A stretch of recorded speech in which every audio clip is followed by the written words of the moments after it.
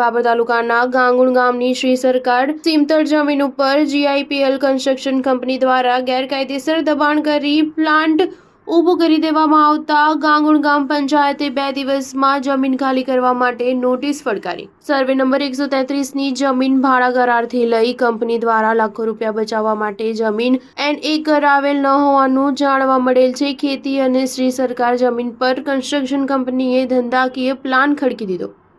એક તરફ સરકાર દબાણ હટાવવા માટે તેમજ ગોચરો ખુલ્લા કરવા માટે કટિબદ્ધ છે, ત્યારે બાબર તાલુકાના ગાંગુણ ગ્રામ પંચાયતની સીમામાં એક કન્સ્ટ્રક્શન કંપની દ્વારા સર્વે નંબર 132ની શ્રી સરકારની જમીન પર દબાણ કરતા અનેક સવાલો ઉઠી રહ્યા છે, તેમજ તંત્ર પણ મૌન સેવી રહ્યું છે તેવું લાગી રહ્યું છે. જાણવા મળતી માહિતી મુજબ સર્વે નંબર 133 જેનું ખાતા નંબર 114 છે, જે ખેતીની જમીન ખેડૂતોના નામે બોલે છે, જે ખેતી માટેની જગ્યાએ હાલ કમર્શિયલ ઉપયોગ કરી સરકારની આંખોમાં ધૂળ નાખી રહેલ છે, જે બાબતની પણ બાબર મામલતદારને જાગૃત નાગરિક તેમજ ગાંગુણ ગ્રામ પંચાયત દ્વારા પણ લેખિતમાં રજૂઆત કરવામાં આવેલ છે, તેમજ દબાણવાળી જગ્યા તાત્કાલિક ખુલ્લી કરવામાં આવે એવી રજૂઆત કરેલ છે.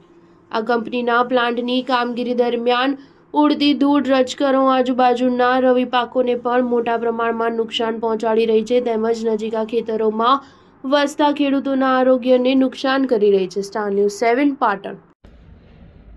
આજે અમે જે મામલતદાર સાહેબશ્રીને લિખિતમાં રજૂઆત કરી છે, જે રજૂઆત હતી અમારા જે ગાંગુણ ગામે જે ગુજરાત ઇન્ફ્રા કંપની સરકારી પડતર જમીનની અંદર પ્લાન્ટ એમને ગોઠવેલો છે, જેની અંદર અમે વારંવાર અમને નોટિસ પણ આપેલી છે અને મૌખિક રજૂઆત પણ કરેલી છે કે તમે અહીંયા પડતર જમીન સરકારી છે એની અંદરથી જે પ્લાન્ટ ગોઠવ્યો છે એ દૂર કરો, પણ એમને ના માન્યું.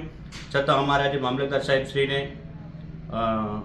લિખિતમાં રજૂઆત કરી છે અને જો કાલે એ પ્લાન્ટ બંધ કરવામાં નહીં આવે તો અમે પ્રાંત સાહેબને પણ લિખિતમાં રજૂઆત કરવાના છે અને ત્યાર પછી કલેક્ટર સાહેબને પણ લિખિતમાં રજૂઆત કરવાના થાય, કેમ કે એ પડતર જમીન સરકારી પડતર જમીનમાં એમને પ્લાન્ટ ગોઠવ્યો છે, એટલા માટે પંચાયતનો હક પણ લાગે છે અને દાદાગીરી પણ કરે છે પ્લાન્ટવાળા. એટલે અમે વારંવાર એમને રજૂઆત કરવા છતાં ના માન્યું, એટલે આજે મામલતદાર સાહેબશ્રીને અમે લિખિતમાં કહીને આવ્યા છીએ અને એના પછી જો કાર્યવાહી ન થાય તો અમે પ્લાન્ટ પંચાયતના સભ્ય અને આખું જઈ અને પ્લાન્ટ બંધ કરાવીશું.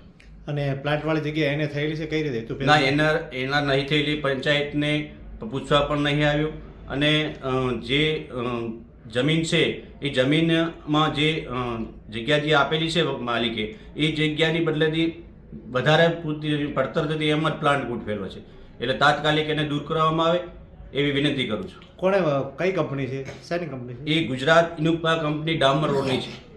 બરોબર. એ લોકોને તમે ગ્રામ પંચાયત તરફથી નોટિસ બીજી આપેલી? હા, નોટિસ આપેલી છે અમે વારંવાર. સમય પહેલા આપેલી છે નોટિસ? તો લગભગ આપ્યા ને 10 દિવસ ઉપર થઈ ગયું છે. એનો કોઈ જવાબ તમને આપેલો? હજુ સુધી જવાબ નહીં આપ્યો. અને મામલતદારશ્રીની વાત થઈ આપણે? હા, મામલતદાર સાહેબશ્રીને અત્યારે મેં આપીને આવ્યા છીએ લિખિતમાં. એમનું ટોટલ જે લિખિતમાં જે કરવાનું તો કર્યું છે અને જો કાલે એમની કાર્યવાહી નહીં થાય તો અમે પ્રાંત કચેરી સોયગામ જઈ અને લિખિતમાં અમે રજૂઆત કરશું. એના પછી અમે કલેક્ટર સાહેબની પણ કરશું, એટલે આ તાત્કાલિક આનો નિવાડો આવે એવી વિનંતી કરું છું.